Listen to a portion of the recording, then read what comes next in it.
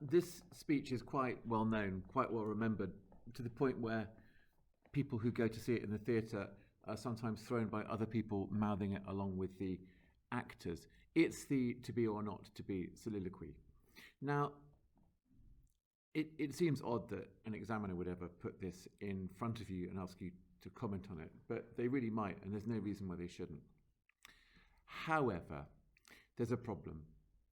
The problem being that um, if your game is slightly to take Hamlet's temperature, as I keep saying, and to work out where he is in his journey towards maturity, his acceptance of death, however you see it, this speech is difficult to place. It's difficult to place because, well, Shakespeare seems to put it in a number of different places. Performers put it in all sorts of different places. In Q1 and F, it appears much earlier than it does here. So when Polonius is trying to test him and find out if he's mad, all that business about are you a fishmonger, it comes just before that, so it's already happened. Benedict Cumberbatch recently tried doing it at the very front of the play, and that was at a press night, and the press thought it was so ridiculous that the theatre company shrewdly decided not to do that and to put it in one of the more sensible places. Peter Brook puts it really close to the end at 4 scene 4, where you might expect that speech, how all occasions do inform against me, when he's looking at the massing army. So it's really quite hard to work out where people want to put it. And one of the reasons is it's so freestanding. It doesn't appear to spring from any actual action, to the point where there are actually 2 points. Either it's at Act 2, Scene 2, or it's at Act 3, Scene 1. And either way, you've got the question of what is it that prompts it? And in both versions, Shakespeare has this kind of, let's make a test. This is the big moment when the king and Polonius are going to eavesdrop on him. And either way, the stage is conspicuously cleared. I say conspicuously because it isn't really. It's meant to look like it's cleared so that Hamlet can offer this thought. Anyway, let's look at it as a speech in itself, while bearing in mind that in either instance, it's being overheard. And what we may notice, or one line I'm going to try selling you, is that for a man who's putting on an antic disposition, this is bizarrely rational. If we look at it, just to look at that famous first line, to be or not to be, that is the question. It's the most dialectic piece of pentameter you can imagine. And by dialectic, I mean it's got a thesis. Is it a good idea to be, to exist? And on the other hand, then you've got a very quick caesura after 2 syllables, or not to be, weighing up 2 options. That is the question. And even by saying that is the question, he's saying that he is going to pursue this as a line of theoretical inquiry. This is the student from Wittenberg speaking, rather than anybody who's mistaking anybody for a fishmonger or who can claim to tell a hawk from a handsaw. And in carrying on, admittedly with a mixed range of metaphors, he does weigh up the options and evaluates them with his usual poetic colour. He also, just structurally, and I don't know if you've ever tried to memorize this speech, but one of the issues is just structurally, he has these caesuras here and he reboots. To die, to sleep. He's weighing up the options. But even then, on both iterations of to die, to sleep, he reaches a different conclusion. That's not to say he's mad, it's to say he's balanced. So he's got, on the one hand, you relieve yourself of all of the problems, all the heartache and the 1,000 natural shocks that flesh is heir to. That number, he's going to pick up on it with a list later on.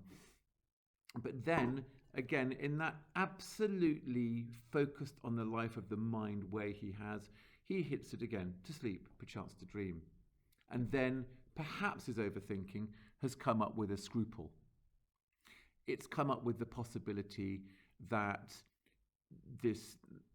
this course of action is actually more scary and invites more of a sense of the of the next world than he'd actually like at this stage.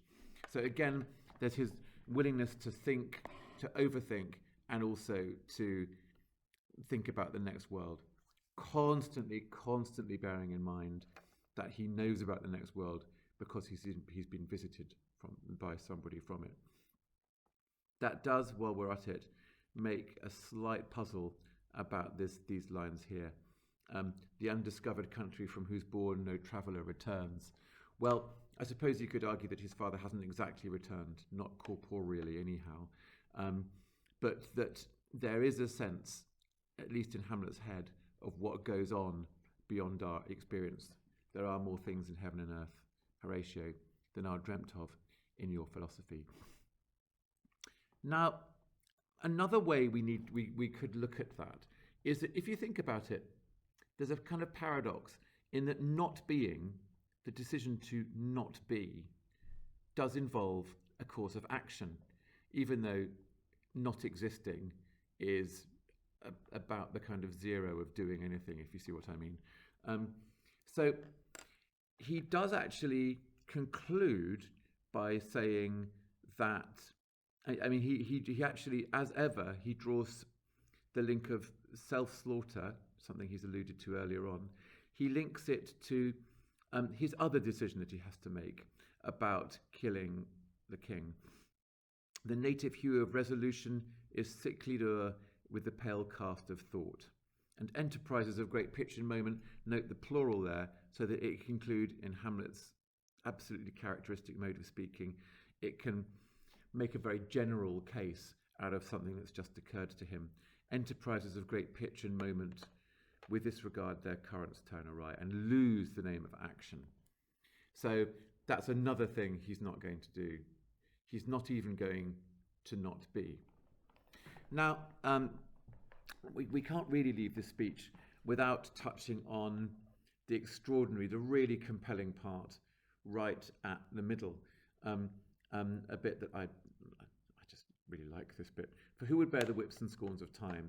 And then Shakespeare lists all of the things that hack him off. Now, some people say the pangs of despised love is perhaps the most revealing. Dominic Dromgoole is among them. And thinking that's the most human of his outpourings. But all the other things tally with it as well. So, but one and so you can lump it together with the idea of the contemptus mundi. He's actually quite detailed at this point about this very specific things about the world that annoy him. This isn't just metaphysical. This isn't just a stale promontory. This isn't just a garden that things gross and rank in nature possess merely. This is really specific. This points not only to the universe, but to the corruption of the court, the law's delay, the spurns that patient merit of the unworthy takes. Now, it's just worth making two quick points about this. One is that Hamlet, as some editors note, is unlikely to have had much direct experience of this because he is himself a prince. You can take that thought into two different directions.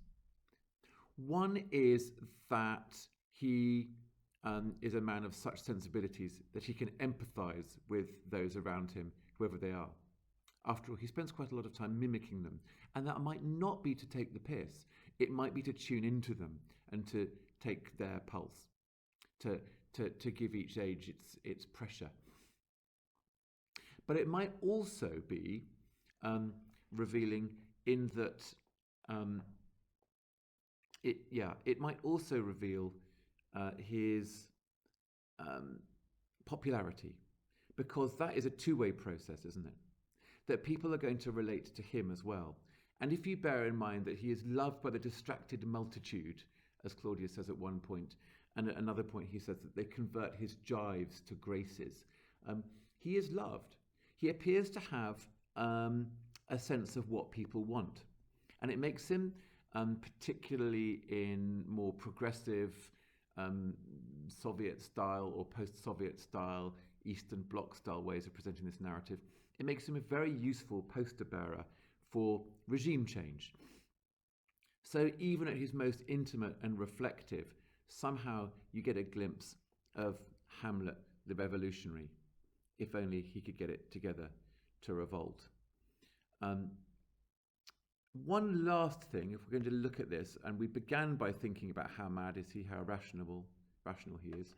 Um, Dr. Johnson, when writing about this, he looked at the bit "soft you now, the fair Ophelia."